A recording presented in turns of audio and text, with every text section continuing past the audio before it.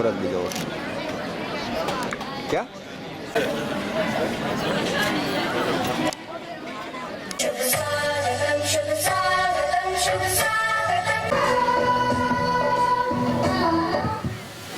આપણી વચ્ચે 99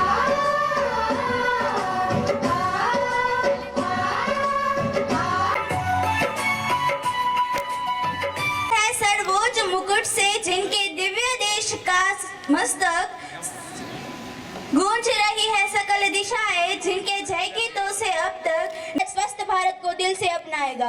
असल मायने में हमारा राष्ट्र આજે માનનીય સરદાર વલ્લભભાઈ પટેલ સાહેબના 150મી જન્મ જયંતિની ઉજવણીના ભાગરૂપે આપણે આ પદયાત્રાના આયોજનમાં સૌ ભેગા થયા છીએ।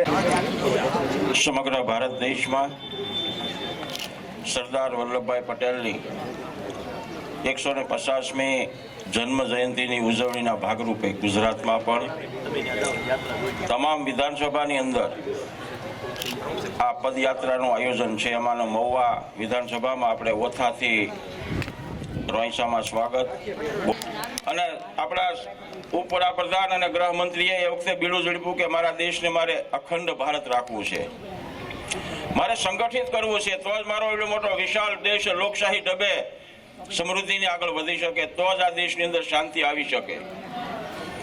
જે અસ્થિરતા હતી, અરાજકતા હતી એને શાંત કરવા માટે આ ખાસ જરૂરી હતું। સાહેબને એ ખૂબ જ અતિ કઠિન કામગીરી હતી ને એમાં ભાવનગરના મહારાજા આપણા 1815ના ધણી કૃષ્ણકુમાર સિંહજી સૌથી પહેલું પોતાનું લોકશાહીમાં આ ભાવનગરના 1815ને અર્પણ કર્યું વલ્લભભાઈ પટેલને।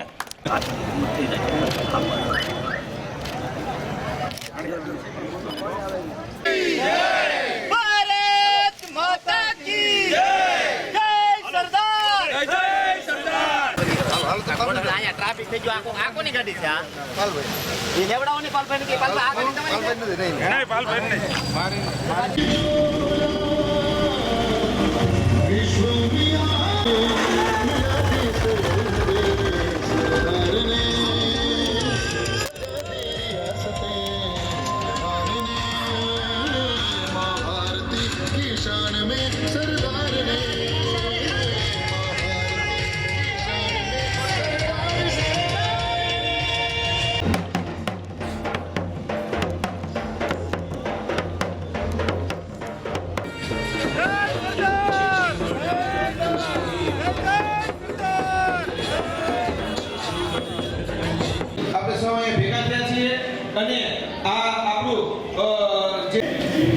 બાપુ હું તમને વચન આપું છું કે હું ભારતને એક સૂત્રમાં બાંધીશ, હું ભારતને તૂટવા નહીં દઉં।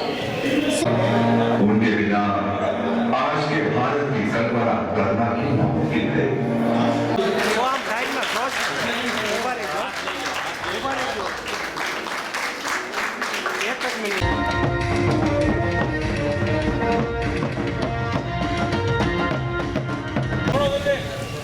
वृक्षारोपण